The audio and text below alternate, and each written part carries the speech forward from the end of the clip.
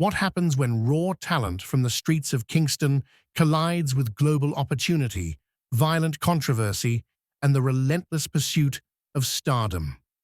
Mavado, born David Constantine Brooks, is more than just a name in dancehall.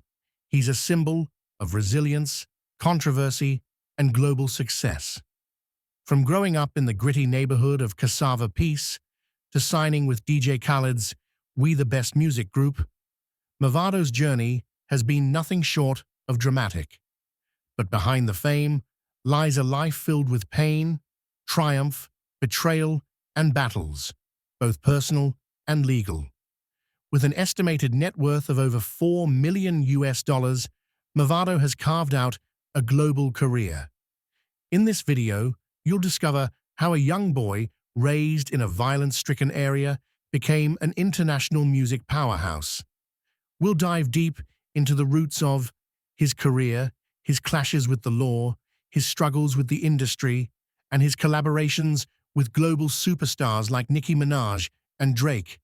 But we're also revealing the parts many shy away from: the controversies, the bans, bloody street rivalries, to his explosive feud with Vybz Kartel. Hit that like button, subscribe, and turn on notifications, and stay till the end to discover how Mavado's legacy continues to shape the genre, despite all odds, from Cassava Piece to the mic. Born on November 30th, 1981, David Brooks grew up in Cassava Piece, a community located in the upper part of Kingston, Jamaica.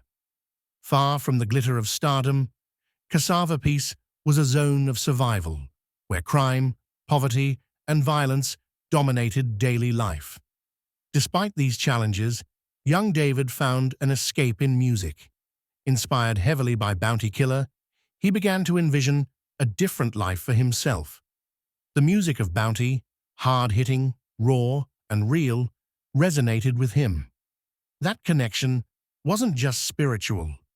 Eventually, Bounty Killer took him under his wing, introducing him to the music business and his first manager, Julian Jones Griffith.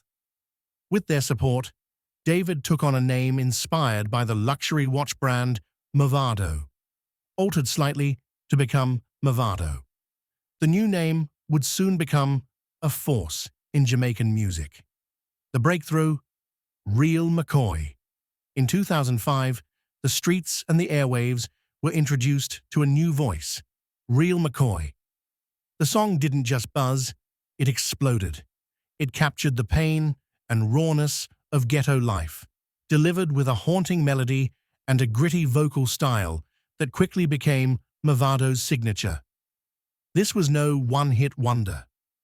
Mavado dropped his debut album, Gangsta for Life, the Symphony of David Brooks, on July 10, 2007, under VP Records. Hits like Dying and Way Demadoo became anthems, not just in Jamaica, but on New York's Hot 97, signaling his international appeal. But just as his music began to climb the charts, Mavado's life began to spiral into controversy. The Gaza versus Gully war, Mavado versus Vybz Kartel.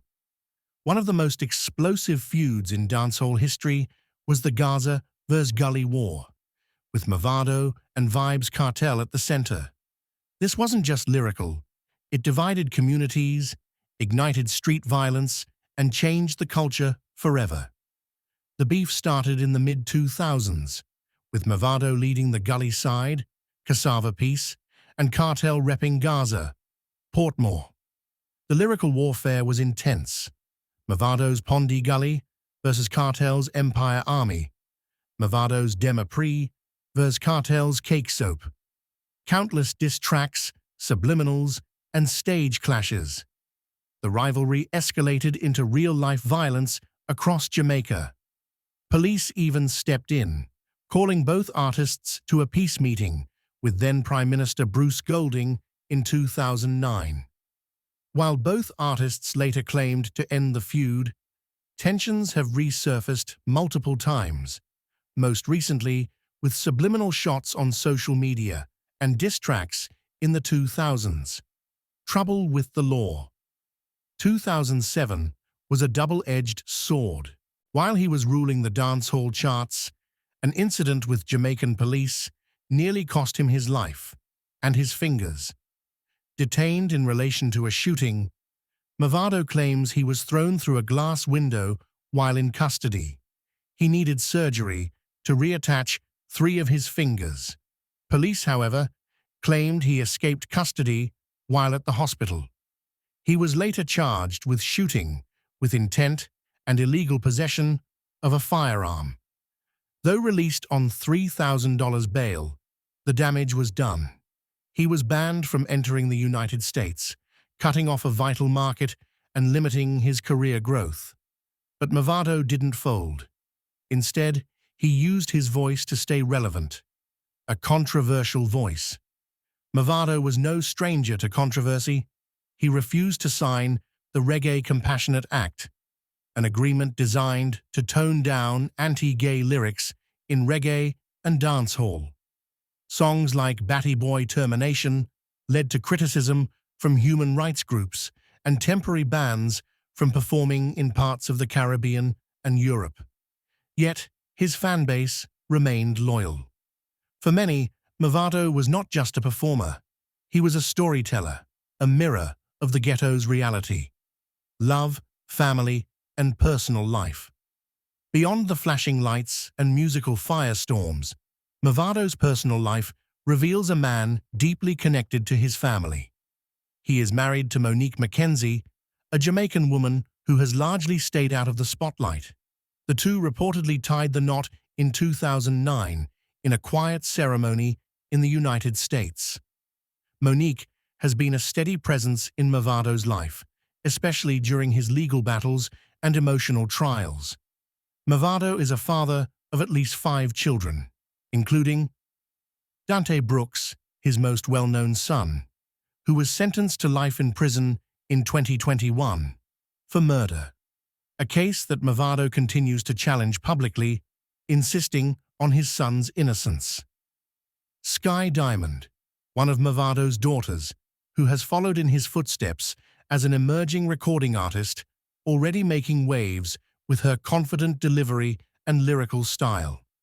While Mavado has had his share of rumored relationships in the dancehall sphere, he's generally kept his dating life private. Over the years, his lyrics have hinted at heartbreak, loyalty, and betrayal, suggesting the emotional complexity beneath the Gully God persona.